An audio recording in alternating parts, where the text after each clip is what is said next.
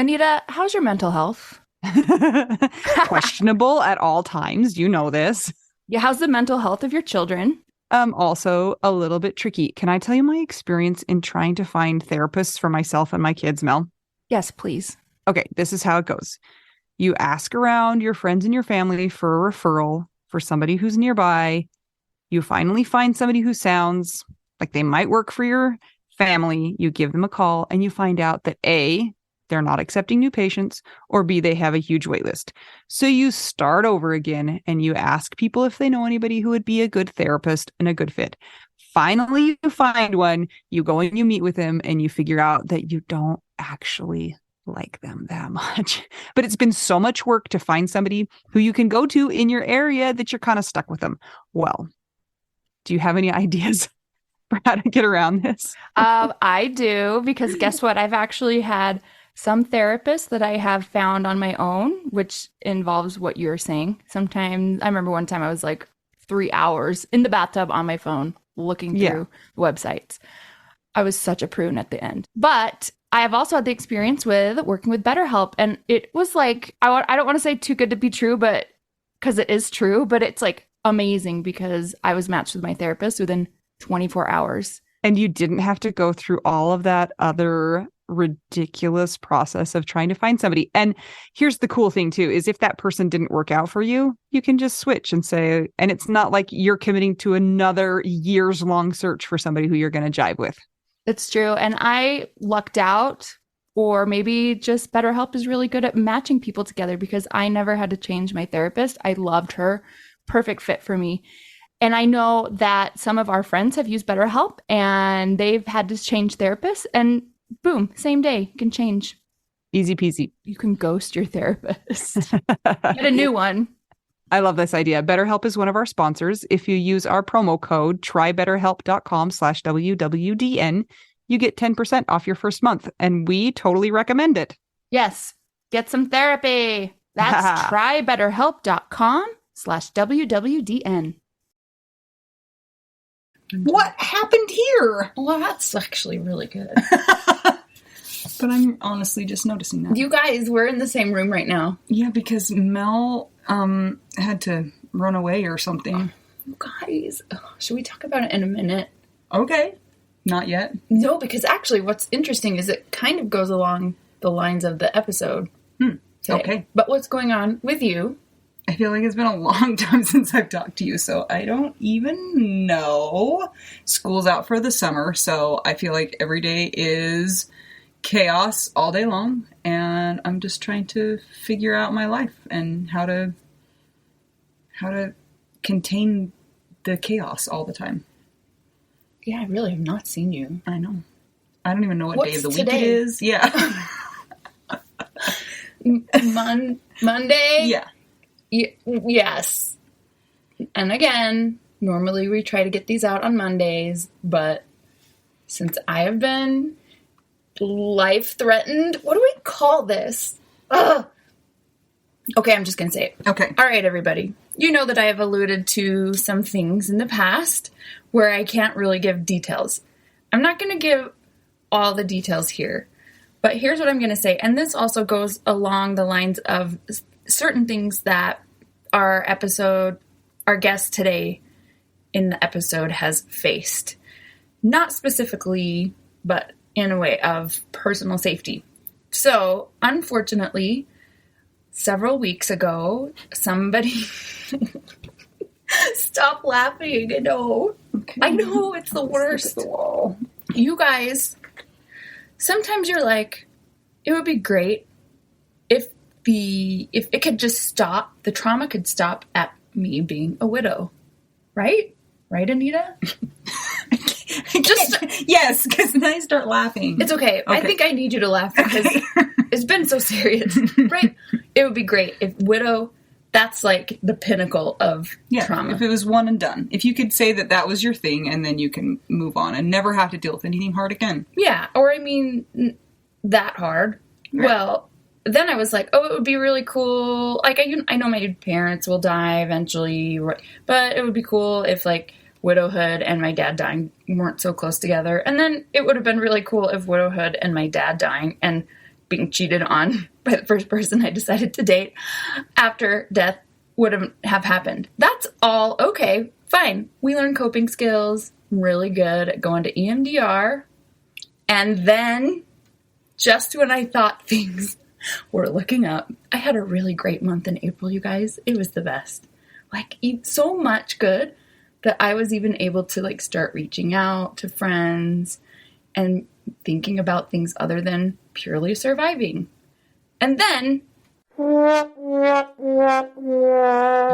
wah. Dun, dun, dun. And you guys, I know this is, like, not funny, but it's funny and not funny. Like everything. This is terrifying. How do I put this? Somebody in my immediate family who is not my mom and is not my dead dad tried to kill me. So, sorry about that. I'm alive. I hope that didn't jar anybody. I don't think really anybody cares about me that much that, like, they would feel, well, it's listening. No, Maybe I some think of they'd be you. upset. I don't think they'd be like, oh, it doesn't matter. Yeah, but hopefully they're like, oh, well, that's Mel's trauma. Like, I'm not going to go sit in the Hopefully corner they're now. not triggered or traumatized. Yeah, by it. and I'm sorry if you're. It was an assault. It was life-threatening. It was very serious. There are things in place, such as protective things. Now, you should call me Felony Melanie. What? That's amazing. So I am just like, really, really? How have I never thought of that before? I don't know, because you're really I good at usually those. think of those. So, guys, I'm sorry that the episode came out on Tuesday. I've been so stressed out for my life and trying to be in a place physically, a location where everybody is protected and having court dates and having meetings. And Maybe you should go back to Sweden. I want to. Please adopt me. Somebody please do a green card marriage with me. I promise to not touch you. But here's what's interesting. So and also what's weird. So we get back from Sweden, right? And then, Anita, you and I did a presentation. Oh, yeah. Did you remember that? No. Oh my gosh. I can't remember 2 days ago. So we had a group presentation and I played piano at it. And then I also knew that I had a court date in the morning that I had to speak at. And so I was like to the brim with all the things. And then once that happened, my whole body just was like, and we are done. So I've been going through similar things that remind me of when Scott first died. So I'm trying to keep track of them. And it's amazing how much you forget once you've moved through the certain acute parts of things, like the very basic. So even though, I'm moving through that a little quicker than the Scott stuff, it's so similar. So even though, like, nobody died, it was still trauma, but it still exhibits in certain ways. Yeah.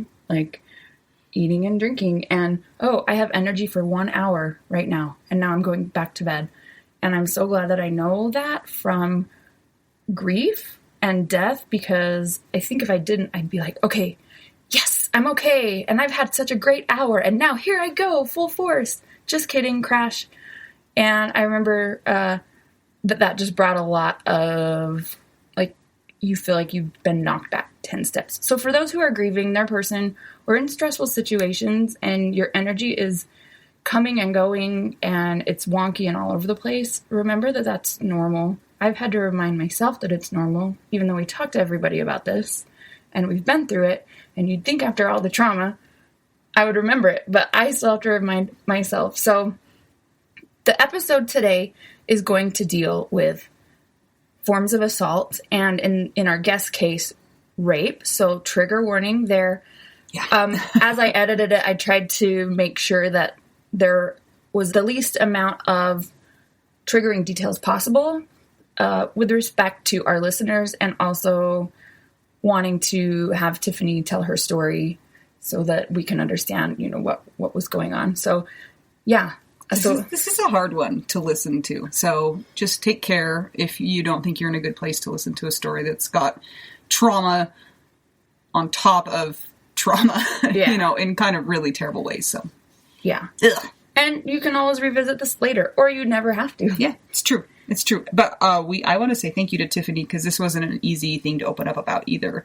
Like, it's kind of it's terrible. And sometimes we feel embarrassed or we feel shame around those things. And I think it's important to not feel that way. Well, that sounds like I'm telling people what to do, but thank you to Tiffany for allowing her story to be out there so that other people can hear that and maybe identify with it and learn something from it maybe too. Yeah, and I would like to say she tells it with, I don't know, it's not lighthearted, but she tells it kind of how we would all if we're hanging out in a room talking about, look how ridiculous this is. Her story is heavy, but she doesn't tell it in a heavy way. So anyway, everybody stay safe. I'm trying to stay safe. I'm going to be okay. Don't worry about it. But I do have a lot of really heavy, scary legal things happening. And also PTSD from almost dying. I don't know. I hate saying it. But it happened. And one day, my Lifetime movie, it's going to be great. I hate to even say, maybe it will stop here. Don't. No, because something else is going to happen. Remember when there were the murder hornets or the killer? What were they called? Yeah, the murder hornets. I wish that was like the worst thing. Yeah, that was kind of funny because it was like COVID and then the murder hornets. And it was like, what else can there be? And it was like, don't ask that question. Yeah, that's sort of the same thing. It's gonna be frogs. Great, a plague of frogs. Ooh, that kind of sounds fun, but like horrible. Yeah, Anita. Anyway, I want to learn. Give me some advice. Give me some advice on my life. Tuck and roll. Okay. The food pyramid. Okay. Sugar? I'm trying to think of all of the things that, you Stop, drop, and roll. Oh, yeah. Stop, drop, and roll. Get roll. under the desk if you have an earthquake. Which I didn't do when we had an earthquake. Guys, if anybody has funny stories, please submit them because I need them. Because my brain... Like, we don't have funny stories. We're sad, too. I know. Maybe dark humor, funny. Or send in some great dad jokes. Because also, Father's Day in the U.S. is coming up. So please send us dad jokes. I need it for when I'm editing and trying to, maintain my sanity and also edit stories about death for our friends. And you guys need them, too. I forgot it was Father's Day coming up. And it's Father's Day because all of your ads on everything are like, the perfect gift for him. And I'm like, that is the stupidest thing I've ever seen in my entire life. And also, I don't even have a person to give it to, but... I don't either, and I don't have a dad. I do have a dad, so that was maybe a bad thing I just said. You know what? Your dad's the best. Yeah, and I adopted him. No, it's okay. I'm aware I don't have a dad, and I'm aware that you have a dad. This weekend is our Zoom meetings. Okay, guys. Things are going to change a little bit with our Zoom meetings for the time being because summer is crazy. And we're finding this just in podcasting. We're having a really hard time trying to schedule things and be available for things. And so for the Zoom meetings this weekend, we're just going to have a Facebook room that's open for people to come and join, but there's no going to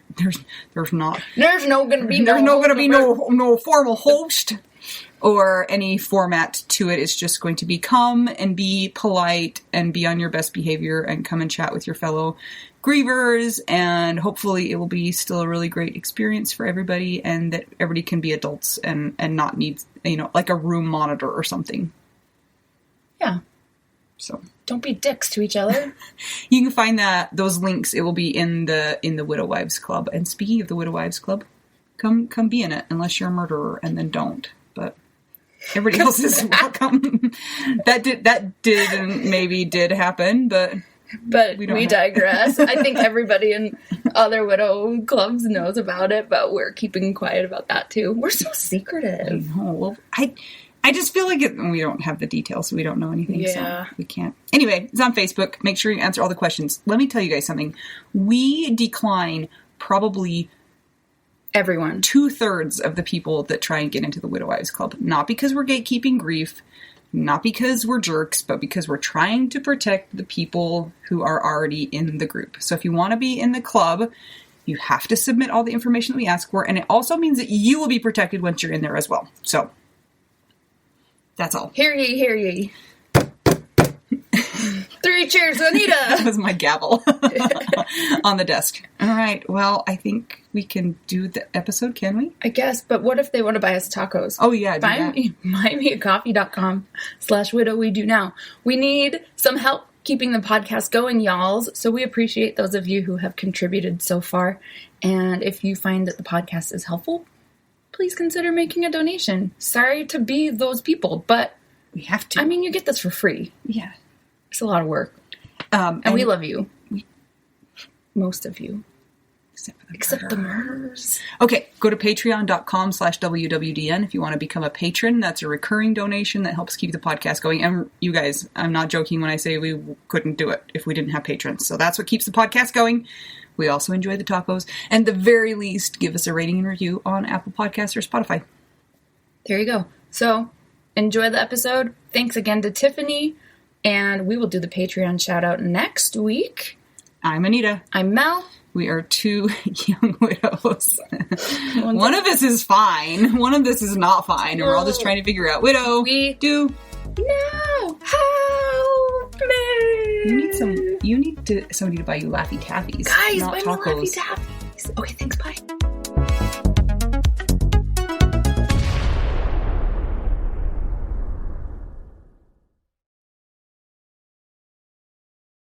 Okay, I don't know if I'm ready for this. Are you ready for this, Mel? I'm here for it. Yes, I want to hear the story. All right.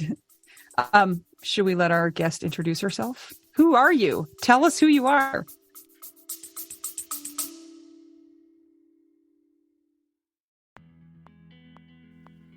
Sometimes we assume that unless we had a huge life insurance payout, we don't really need to know anything about investments or even finances. But guess what? A little knowledge of finances is critical for all of us. Maybe your partner was in charge of that stuff, and now you find yourself making all the decisions. Maybe you're mad about that. Maybe I am. Nicole from the He's Gone But the Money's Not podcast is here to help. She tackles financial literacy by telling the stories of women and widows and finance experts, and shares the lessons they've learned as certified financial planners. Whether you know a lot and feel confident in your financial decisions or feel unsure about all of that stuff, there is more to learn. Listen and subscribe to the He's Gone But the Money's Not podcast on all podcast platforms. This ad was paid for by Rockhouse Financial, an SEC registered investment advisor.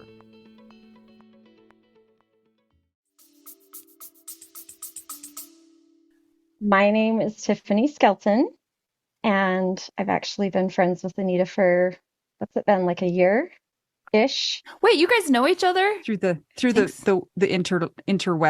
The Yes. interwebish stuff. Yes. Yeah. Yeah. So I've got 6 kids.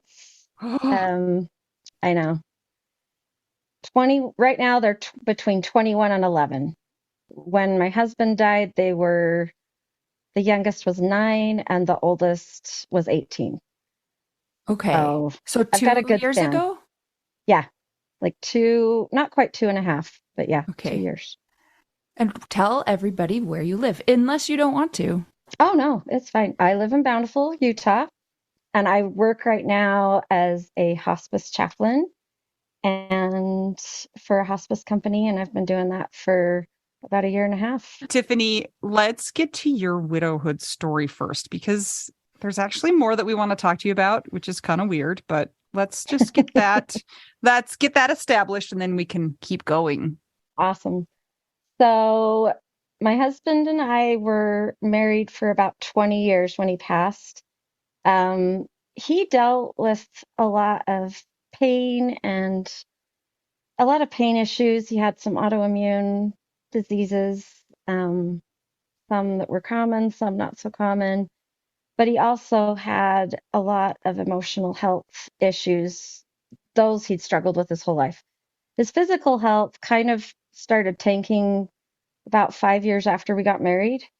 Like Oh. it was kind of a slow, gradual process, but he was dealing with this like it was a major part of our lives for about 15 years. We both met while we worked for a big company and set up on a blind date, went to the Sleeping Beauty Ballet, sat on the very front row. And if you've ever been to a ballet, you don't want to sit on the front row. Some mistakes you only make once. But so that was our blind date. Like that was our first date. But he wasn't scared off. So that was February 10th. We went out a few more times. By February 20, this is very short but funny story. So February 26th, he taught me, or no, 23rd, he taught me how to shift. And I was like, this guy is so patient. I was like, this is amazing. He was so patient. And I learned how to drive a stick shift, and I had been terrified to learn. He even taught me in the winter, Ooh. which Utah ice, and there was a hill involved, which is like my reoccurring nightmare, sliding backwards in a car on like it was everything came together, but it went so good. And so as the 23rd, and then on the 26th, he unexpectedly asked me to marry him. So basically, we got engaged. I know. This is insane. I would never tell my kids to do this, okay? Yeah. Like, for 99% of the world, this is a terrible idea to do that. With us, I feel like for a lot of reasons, it was just what needed to happen. Because ironically, and then we got married 2.5 months later because we got married on Cinco de Mayo. Anyway, it was a fun, kind of crazy whirlwind of everything. But the neat thing was about 6 weeks later, my dad had been battling leukemia for about a year, and he'd finished his bone marrow transplant. He had just gotten released to go home. My wedding was the first event he was able to go to, like after being out of the hospital and everything after that bone marrow transplant. Anyway, he had a complication develop from that, and 6 weeks later he ended up passing away.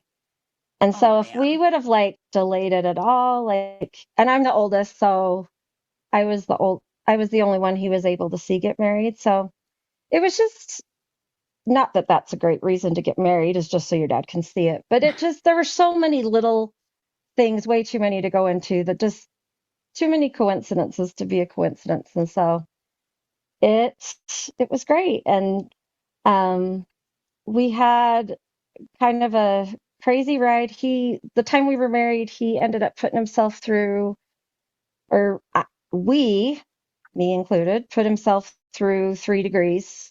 He got a bachelor's and then 2 master's degree in education. He ended up being a elementary school principal. Oh. And so he loved teaching, loved kids. We originally started out wanting 12 kids. I know. Don't roll your eyes. I know. No, Oh my gosh. that was a panic. That wasn't a rolling. The thing was like, it was the cheaper by the dozen era. Like the Steve Martin, one had just come out, and I was like, oh my gosh, this would be amazing. And all I could picture was Thanksgiving and game night. I didn't picture carpool and like sports and trying to get, people to 50 different places at the exact same time with one car. I didn't picture any of that. I was very naive, but like we just both knew we loved kids and wanted, to have this happy family. So we were really excited about life and what we were going to do and all this kind of stuff. And not surprisingly, like his mental health we didn't realize it was even an issue for a long time. And most people that, have a spouse die, like everybody's got kind of a different dynamic in their marriage and things. And some people just have these amazing marriages that are just they're just unreal. Then the rest of us, there's good and bad. Looking back in hindsight, his mental health played into things pretty early on. I just didn't recognize it. I wasn't very mental health savvy at the time. So he actually wasn't diagnosed with his illness about 2012, which was about 12 years after we were married. I've kind of come to learn that this is common for people that are married to somebody with mental health issues. Is I honestly thought that his issues were my fault. I thought, oh, if I just kept the house cleaner. Oh, if I just was better with money. Oh, if I just would like give him a little more decompression time before I start in with the diarrhea of the mouth, telling him everything about my day and blah, blah, blah. it's like this laundry list of things like that I'm causing it. And bless his heart, he probably more than once told me it was my fault. So that probably didn't help either. I certainly wasn't the perfect spouse either. I've learned so much through this whole process. And so I think if any of us could go back in time, I don't know that any of us would do things exactly the same way. Hopefully, we've learned a little bit. As his physical health and his mental health started to decline, he ended up really struggling at work, being able to perform, be able to do it physically, the physical demands of the job, which you don't think of a elementary principal being that demanding, but there were kids that he'd literally have to like restrain that were like throwing staplers at the teacher. I'm And thinking of my own kids right now. Like, yeah, you have to tackle them as they like try and run out the building. yeah, it's basically that. Yeah. And so, he'd come home with like his shins were all kicked, and I'm like, dude, what happened? And like third graders. I'm sorry.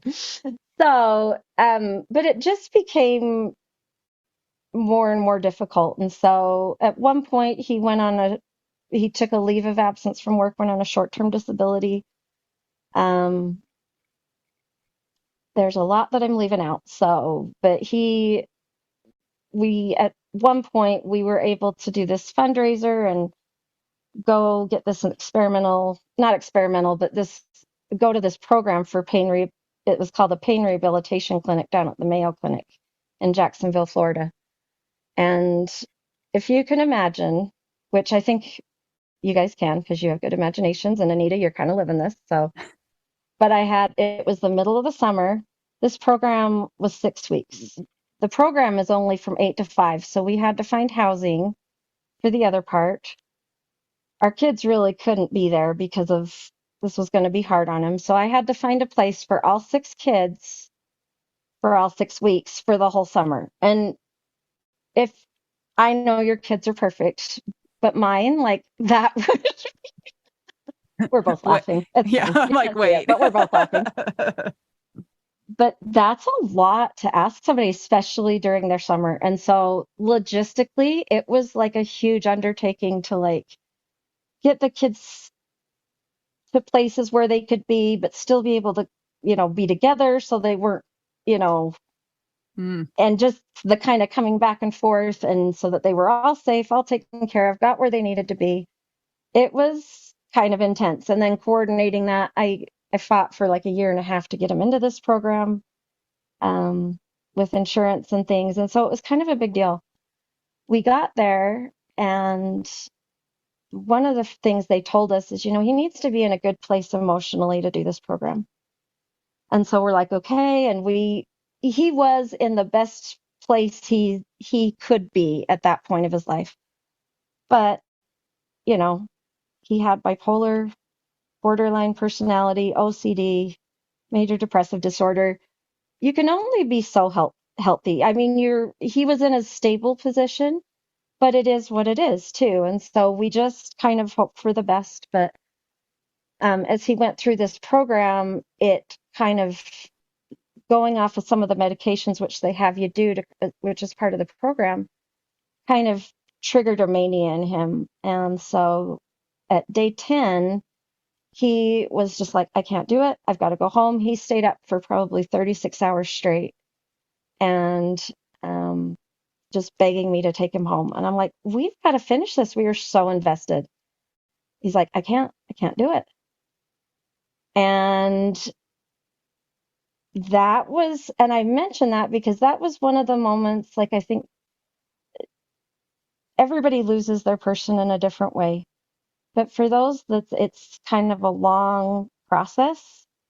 It really, I mean, they use this with dementia and Alzheimer's, but it became kind of a long goodbye.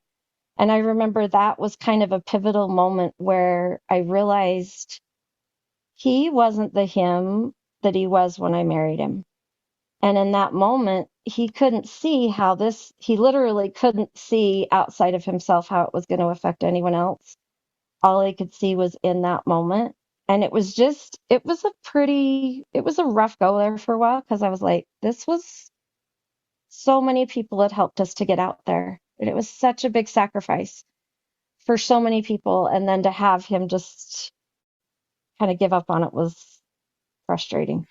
I have a question because I'm familiar with some of these mental illnesses and having somebody close to you deal with them. And how do you have empathy for somebody that, well, in this case, your husband, and also take care of yourself? Because this stuff can get old. Oh gosh. That's the part where it's almost like if you are the family member of somebody that has dealt with those things, if you say, this was the worst and I hated it and it was really hard, people are like, well, you're not giving empathy to the person. But like, you clearly are, because you care about him or the person, whoever is, has the illness. But also, it is hard. And you see why people can, quote, turn their backs on somebody like that. It's not easy. So can you speak to that? Because it's tricky. And it's going to sound like I'm tooting my own horn a little bit, and I'm really not. But I remember one time going into one of his doctors. This particular time, he wouldn't come with me. And so I went by myself to kind of try to advocate for him, to try to figure out, because it took us a long time to even get him a diagnosis on any of these things. And in this particular visit, the doctor told me, he says, Tiffany, he says, most people that have even half of what your husband does, if most people that are married to somebody like that, like, they're gone like 1 to 2 years. And at this point, we'd been, we were on like year 17. And he's like, I'm so amazed you're able to do this. And I really kind of attribute it to, everybody kind of taps into their own spirituality, whatever that looks like for them. But for me, I felt like I had a decision to make in Florida if I was going to stay and take care of him and help him through this, or if I was going to leave. And when I got home from Florida, I had about 2.5 weeks that I really just had to struggle through that to decide what I was going to do. And what I decided, it's not like that's what everybody should decide. There's plenty of people I know that are, in relationships with individuals who have any one of these things, and it's not right for them to stay. But in my situation, it felt like that was the right thing to do. And so, but I had to switch gears because I had to switch from being a wife, best friend, to more of a caregiver, if that makes sense. And so I have that empathy for him completely, because I do know he did the best he could, but I kind of had to start making that separation of thinking of him as my husband, because I couldn't count on him to have my back necessarily through no fault of his own. Just, he had such a heavy load. He didn't really have anything left over with how he was dealing with it. So I'm wondering, I mean, like an elementary school principal is kind of like the community looks up to them as like this really great person. I wonder if there was a disconnect for you, everybody, being like, oh, he's just the best. And you thinking like, oh, well, I'm glad he's the best for you, but that's not really what's going on at home. that was so hard because it's true. Like, he really was at work. He kind of used every little, if you've heard of the spoon theory, like he basically used all of his spoons to get through the day at work. And then he'd come home and at best he'd just sleep because he was so depleted physically, emotionally, in every way. But at work, like, I'd have his coworkers saying, he is so funny. He's always playing pranks and he's the best principal and he's so kind and he's so good with the kids.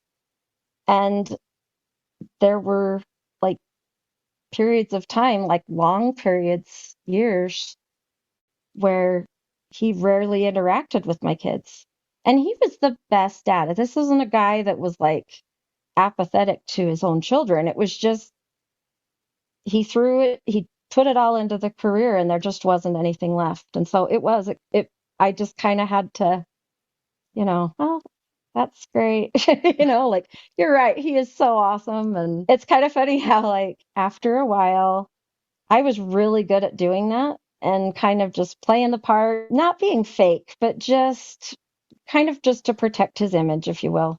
I was the biggest codependency enabler you've ever met. Like, I had no idea what that was, but as I go back and I've learned since then, I'm like, oh my heck, my picture is in the dictionary next to the word codependency. I did that. Like, and so I definitely didn't help the situation, but I thought I was by just trying to protect him from everything.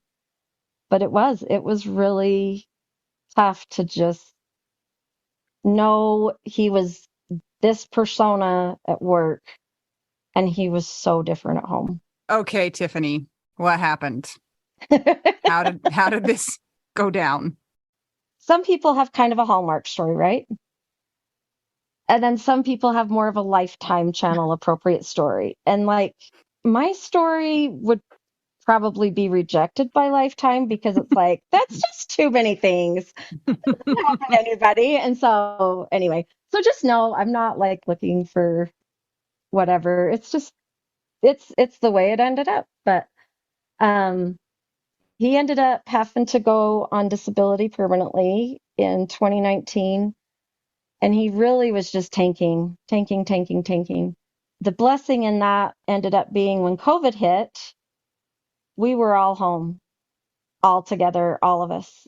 And the reason that ended up being a blessing was because up to that point, my youngest three kids really didn't have much of a relationship with their dad. Not because he had pushed them away, but just because the times they were away was so wiped out, so tired, and just didn't have anything left. And even the weekends, he'd usually like have to, not like it was like that all the time, but especially that last 5 years, especially it was like that. And so they really didn't have a lot of experiences and relationship interaction with their dad. And so that time during COVID was kind of precious because they did a lot of things. He was declining cognitively during that time. And so he was kind of like another 12-year-old kid. So they thought he was amazing and thought he was so fun and so funny. And I would be like freaking out because I'm like, oh my gosh, he did not just do that. Like, he took my daughter to the store one time and they each wore 2 pairs of pants walking into the store. They get just through the double doors and they both pull the full pair of pants halfway down and walk through the store like they were like the kids back when it was the style to wear your pants halfway down with your boxers showing. So funny. And my daughter thought it was hilarious and amazing. When I found out, I was like, you did what? That's hard too, because when you're in a parent-child relationship, you can tell the child what's appropriate and what's not appropriate. And but it's another parent, it's like your partner.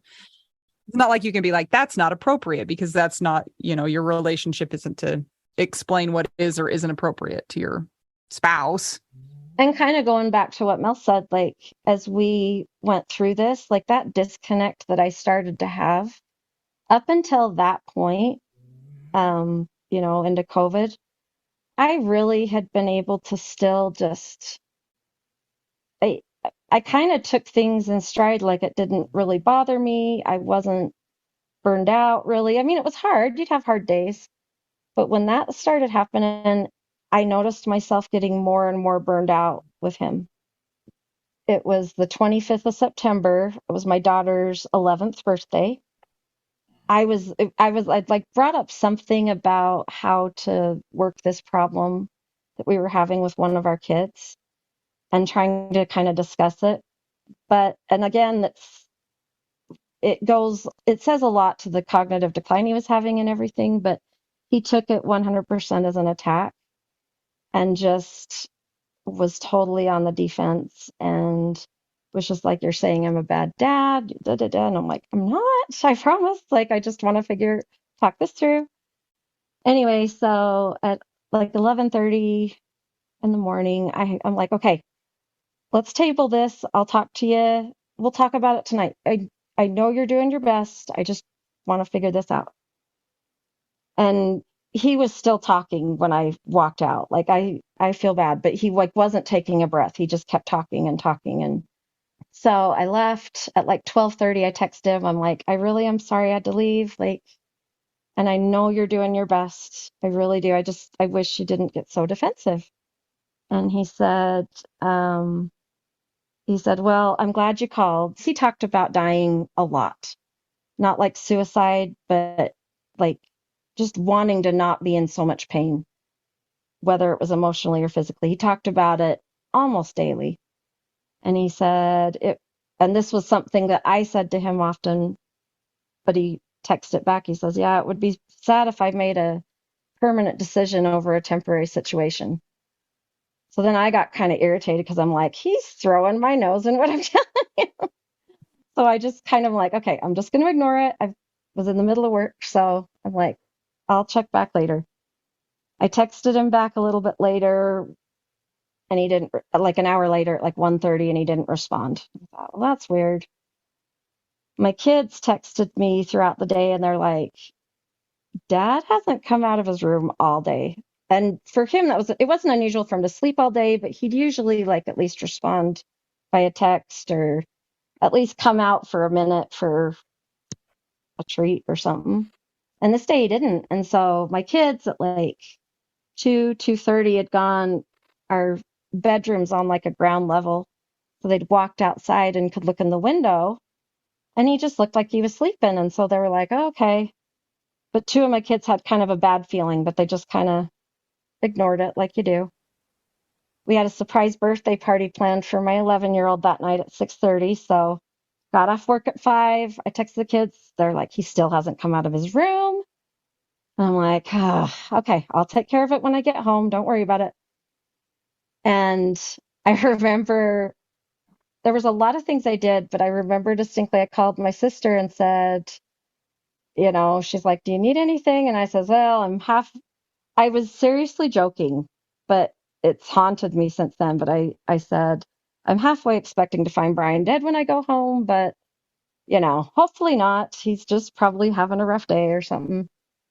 So I get home and our bedroom door was still locked. And it was one of those like doorknobs you just push like a bobby pin through and it pops open. Not hard, right?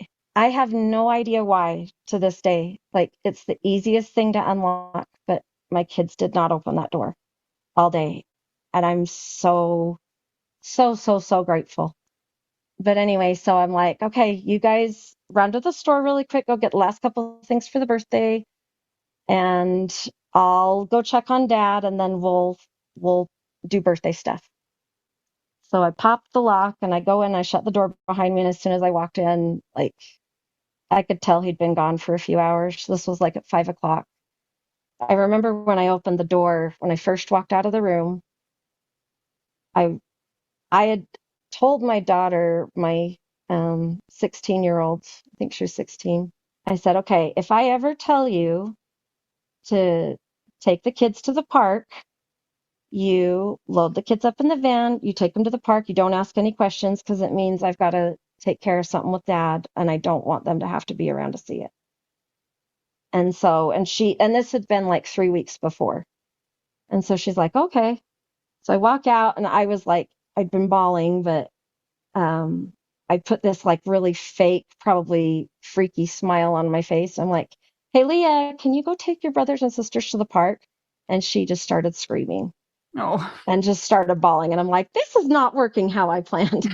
Like nothing worked how I planned. But anyway, so that was kind of that, and came to find out he took everything was prescribed that he took, but his stomach was almost completely full of medications. He took so much. This is so much. Like, there's just so many layers of pain and trauma and just a lot of suffering that culminated in a really traumatic event as well. So I just want to like look at you and just say, I'm sorry, because that's just a lot, you know. A lot of our people die and we don't have somebody blaming us. You know, we didn't have the suffering that went along with it for those years and years. Right. So that's just a lot. That's just a lot to deal with. And I'm guessing the birthday party wasn't a success either afterwards. That was fantastic. That's probably the best text I've ever sent out in my life. So it was supposed to be a surprise party. So I'm texting my daughter's friend's parents and saying, hey, not sure how to say this, but we're going to have to cancel I think I literally said, like, I'm so sorry, but we're going to have to cancel the party. Bea's dad died. And so I'm like, say it, you know, like looking back, these poor people are looking at this going, Is wait, that a what? typo? Yeah. I'm like, no, sadly enough, no. Oh, So it was it was crazy. I feel like we could talk to you for a really long time just about what you've just told us. Like, this is so heavy. And I feel like we're going to pivot now to another heavy thing. So I know. How long after Brian died did you decide that you maybe wanted to think about new relationships and dating and things like that? Well, ironically, like this is my first tip. Like I signed on to Mutual because I was really, can I say, pissed off. I had just gotten my kids. We had to do this intake because I was trying to get them in a grief group. I was trying to be a good mom and, you know, do all the things that I thought would help set them up for success. You know, I wanted them talking so that they wouldn't bottle and all that stuff. So I got them on this grief group, but they wanted us to do a whole little intake thing. And during that intake, bless their hearts, I don't think they weren't what's the word, like mental health professionals. They're just volunteers. But part of the intake is they want you to tell the story of what happened with your loved one. Well, this was barely 3 months after Brian died. It was just after Christmas. And so the kids had never heard the story verbalized before. They were all there, you know, they lived it, but they'd never had to hear it before. So we go through this and we're leaving, getting back out in the car, and they're like, I will never go back there again. That was so bad, and I hate this, and blah, blah, blah. Mom, you're terrible. I can't believe you made us, like, just all the things that, you know, kids say, and because they know how to push our buttons, and you already feel terrible, and you're like, great, I've re-traumatized them, and I was just so mad at Brian for being gone. Not even for how he died, but just for being gone, that I even had to do this. So I was like, fine. He told me on a regular basis, like if he ever died first, he would never remarry. And so I'm like, fine, you're gone. I'm going to go, I'll tell you what I'm going to do. I'm going to go sign up to date. That's what I'm going to do. So it was totally like not a jerk move, It was a but reactionary thing. Completely reactionary. And literally, like within 20 minutes of being on there, this guy messaged me. Anyway, we ended up dating for 3 months. So it was 4 months after Brian died before I started dating. The first thing I did wrong is I didn't have a plan. I hadn't thought about it. I just reacted and did something and kind of went wherever it took me. I hadn't even approached my kids that I was even thinking about dating. And so I totally lied to him and said, yeah, I'm going to go meet my friend. We're going to go get a drink, a fizz drink. And I totally like lied to him about where I was. And I later came clean, but that was the other thing, is lying to my kids was a huge, huge, huge mistake. Since that time, I've been very open with them about each person I've gone out with, that I've dated, you know, full disclosure, the whole bit. And again, not that they need to have a say in what happens, but I want them to know they've got a voice, like that I hear them and that I care how they feel, and that I do still love their dad, that it's not about that it's more about I've still got a lot of life left. Did you find joy in this time? Yes and no. So I will say for B, and again, not for everybody, for me, dating helped me to heal in so many ways. And dating helped me find myself again. So it sounds like you found some temporary relief from some of the difficulties you were facing and some of the pain. But it also led to some not so happy things happening too. Do you want to tell us about that? So the first date I had been on in over 20 years, okay? I ended up dating him for about 3 months. And which ironically was longer than I dated my husband. So for me, I was like, oh, this is a long time. And everybody else was like, this is so, like, it's just nothing. a blip. It's not a big deal. But I was the one to break up with him. But even though that was the case, like, it was that compound grief. And it was like, I cried harder than the funeral. It was like I was going through Brian's death plus the breakup. I started what I affectionately refer to as serial swiping, where you're just going through no, no, no, yes, no, no, like, and I set up like 3 dates for that next weekend or for that next week. So I'd broken up with the guy on Saturday, took my kids on spring break, and the following week I had a date like on Wednesday, Friday, and Saturday. First date was great. Nice guy, not a spark, but super nice guy. It was really fun, but that was it. Second guy, there was definitely a spark and some stuff. In fact, I was almost like, oh, I'm going to cancel that third date. And my friends are like, no, no, no, you need to date a lot. Like, don't cancel it. Like, you're not going to date this other guy seriously. Just go on the other date. If you want to go out with him again, that's fine. So this third date, he was a little bit older than me from what I read on his profile. He was a cop. He was of my same faith. He was a dad. He actually had a 1-year-old grandson, but he seemed so nice when we were talking. We actually talked on the phone a few times and before we ended up going out. And that afternoon, he texted me. He's like, okay, are we still on? I'm like, yeah, that's great. I remembered hearing, you're supposed to meet at a neutral place. Like, don't, have him come pick you up, which dating 20 years ago was so different from how it is now. Like a lot of the things that I thought we were supposed to do to allow the guy to be a gentleman,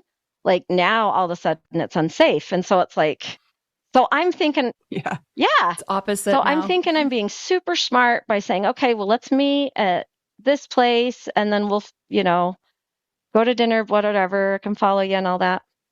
So I started really well with doing that, but we met at a park and we talked for a little bit and then we're like, okay, we're going to go to Cafe Rio. So then he's like, well, do you want to just come in my car? And I'm like, sure, that's great. Like, and I'm thinking, because Cafe Rio was like 2 miles away. So I'm like, sure, that's fine. Probably shouldn't have done that, but whatever. So I went to Cafe Rio and the dynamic between us talking was so different from the last time that, like, when we had talked on the phone, it was just very, very different. Anyway, he wouldn't make eye contact with me first we went to go sit down and, like, normally when you go on a date, you sit across from the person, right? And he's like, no, sit here next to me. So he wanted me to sit on the same side as him, which I was like, that's kind of weird, but whatever. Like, all those, like, it's kind of weird things. I'm like, none of them were like blaring red flags. They were all just like, oh, it's odd, but it didn't, nothing. They weren't not at deal all. breaker flags. They were mid-level flags. And there had been like some kind of a shooting that his precinct was involved with earlier in the day.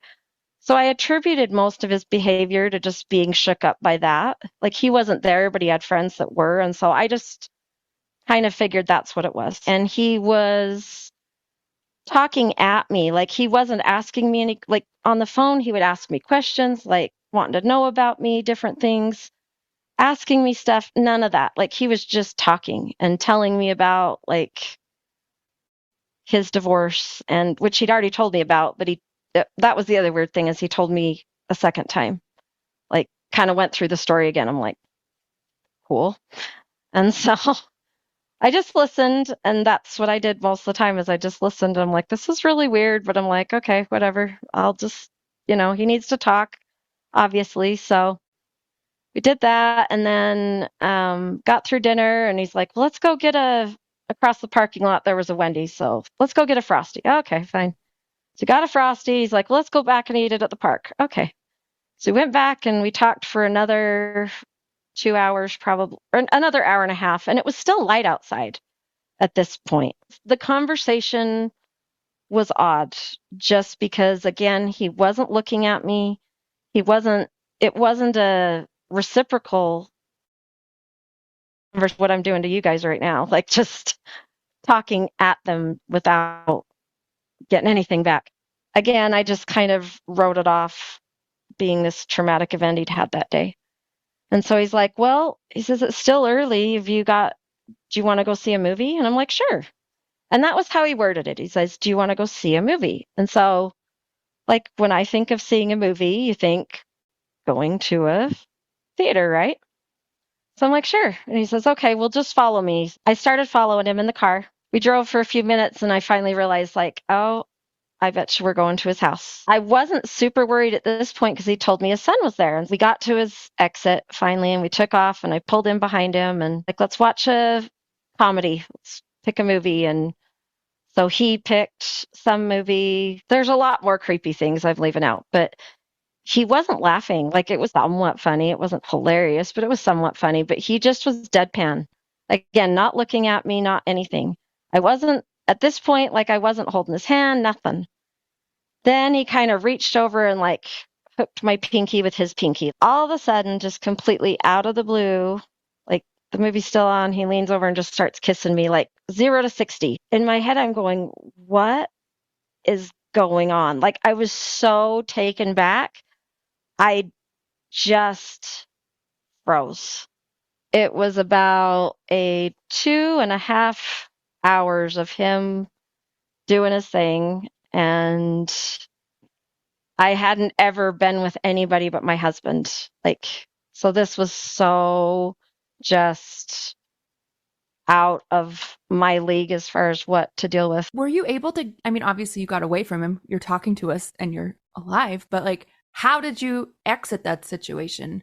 Or like, were you held hostage by this? He had toured me around his house before at first. And he'd walked me in his unfinished basement, which if you're going to give somebody a tour, you don't show them your unfinished basement. But in the corner of this unfinished basement was like a stack of rifles. And then he had talked earlier in the night about having his side, he always concealed carried. And he had one on his nightstand. And so it wasn't like in my mind, I thought, oh, he's going to kill me. But it was like, there were a lot of things he did through the course of the night to kind of establish that he was in control. The only clear thought I remember having the whole time was just, lay low, it'll be over soon. Lay low, it'll be over soon. And it just was on repeat. I just start bawling, and he's like, what's wrong? And I'm like, well, and this was another mistake I made, but I just said, I've never slept with anybody but my husband. And he says, oh, I remember the first time I slept with somebody after I was divorced, but it's okay. Don't be so hard on yourself. And I was like, you're not getting it. Like, I just need to know, did you report this? Did you go to the police? Is this like, please tell me that this guy is no longer a police officer? no, he is. He knew what to do. And I read the police report after, like, he lied obviously about a lot of things, but he was very careful about what he did. And in a he said, she said situation, when you don't say no, if I would have said no at any point, it may have changed it. But because I didn't say no, the Attorney General decided not to prosecute. That's heartbreaking.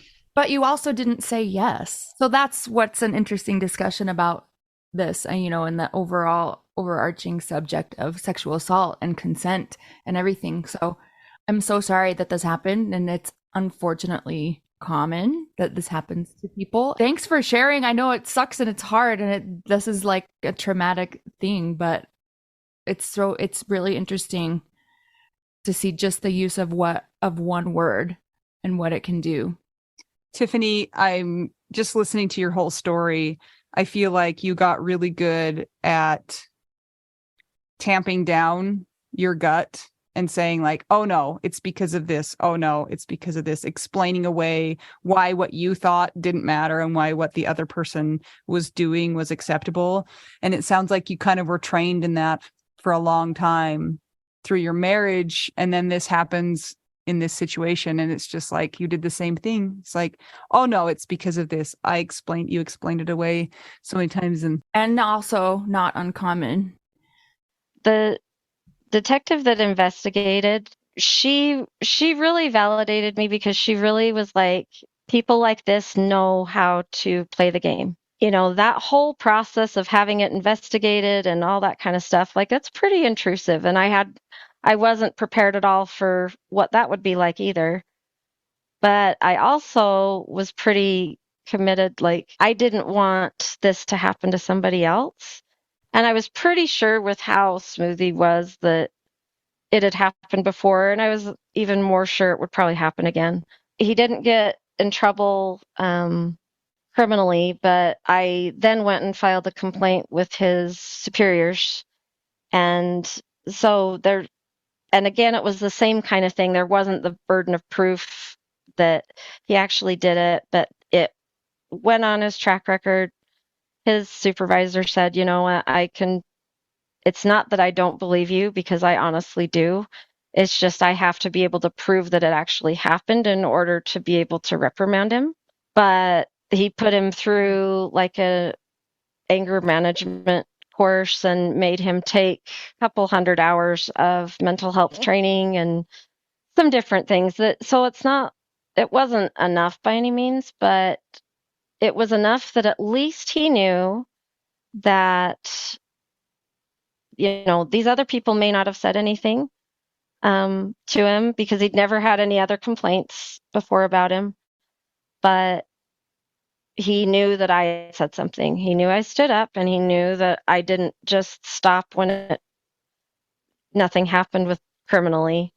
He knew that I went further. And it wasn't about trying to ruin his life. It was just about trying to keep other people safe.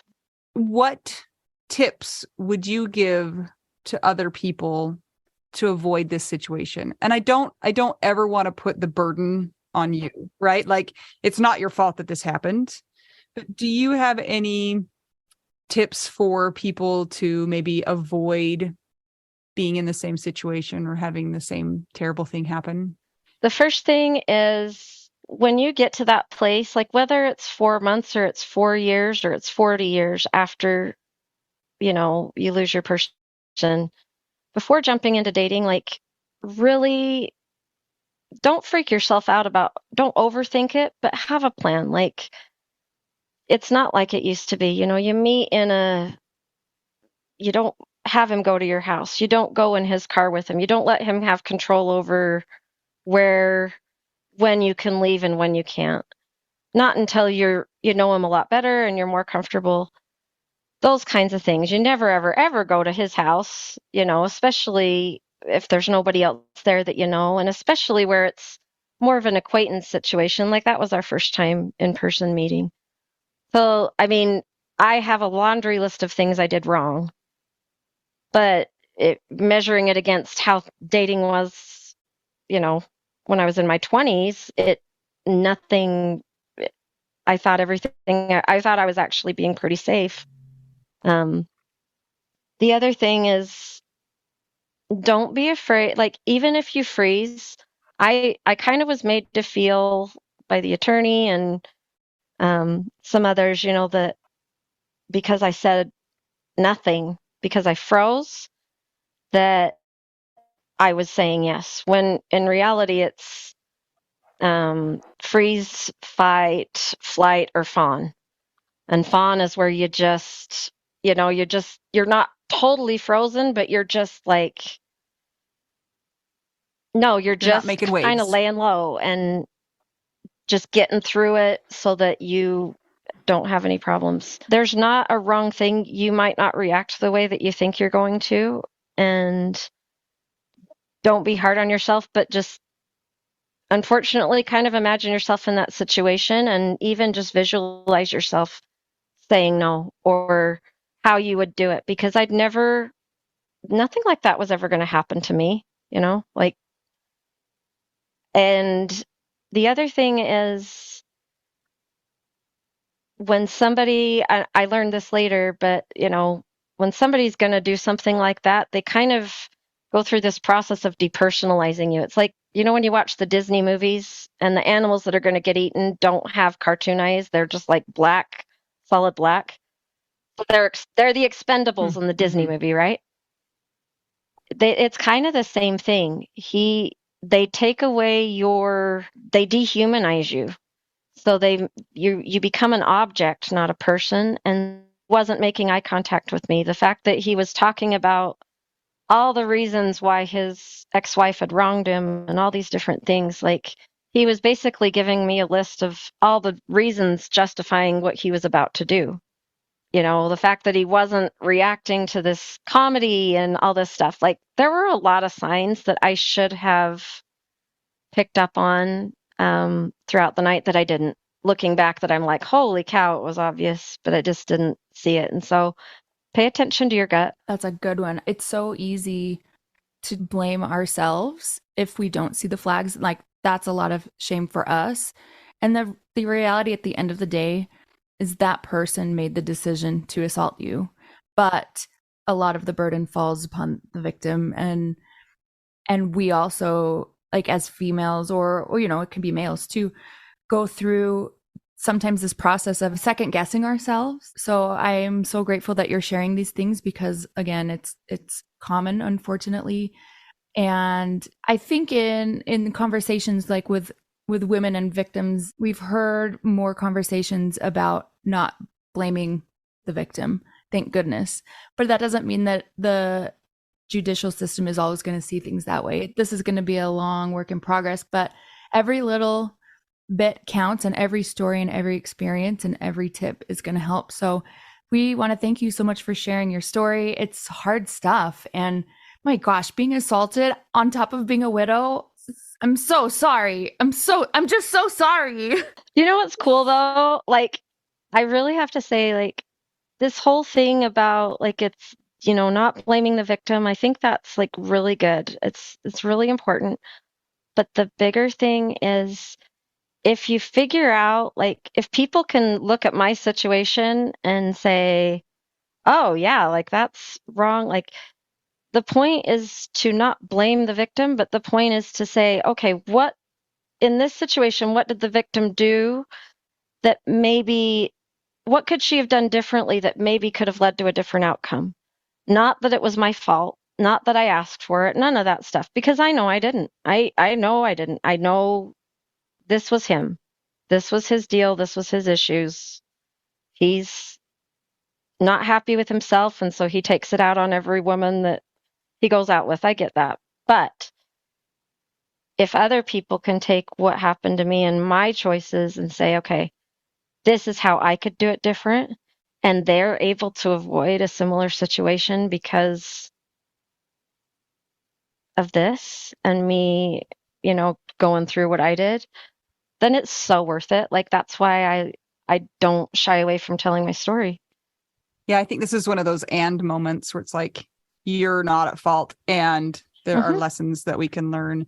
And I think the one that really hit home was just the not second guessing yourself and trusting your own gut. And I'm so grateful that you are willing to talk about this, because a lot of people would take this and feel the shame and feel embarrassed because, like you said, you look back and you think, oh, I should have known. And so I think a lot of people would take that inwards and be like, well, I'm not gonna I'm not gonna shout that out to the world. I'm going to keep that to myself.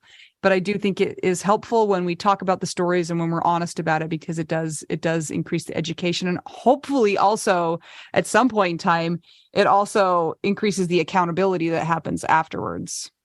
So, well, that was a fun one, guys. Thanks so much for joining us. Just some light topics here. I feel like we need to tell a dad joke or Tiffany. something right now to just like lighten it. Here we go. Are you ready? It's a question. What is your favorite cheese?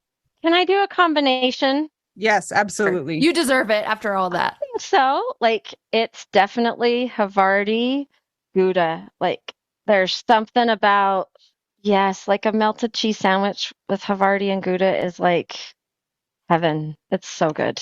You get to have all of those you want. You can have 1,000. Yes, of those. Tiffany, thank you so much for joining us today. Thank you for being willing to share your story and being willing to be open and honest. We hope that our listeners have learned something. I have learned a few things, and I will use those in my life going forward. So thank you so much. It's been my pleasure. Thanks for having me. If you guys want to keep the podcast going, check out our Patreon. It's patreon.com/WWDN. If you'd like to buy us tacos, go to buymeacoffee.com/widowwedonoww. And if you found this episode helpful, give us a rating and review on Apple Podcasts or Spotify. Make sure you check out the Widow Wives Club. It's our private Facebook group. And until we get to talk to you again, I'm Anita. I'm Mel. And I'm Tiffany. And we are two young widows and one incredible, honest human being and also a widow. And we are all just trying to figure out, widow, We do now.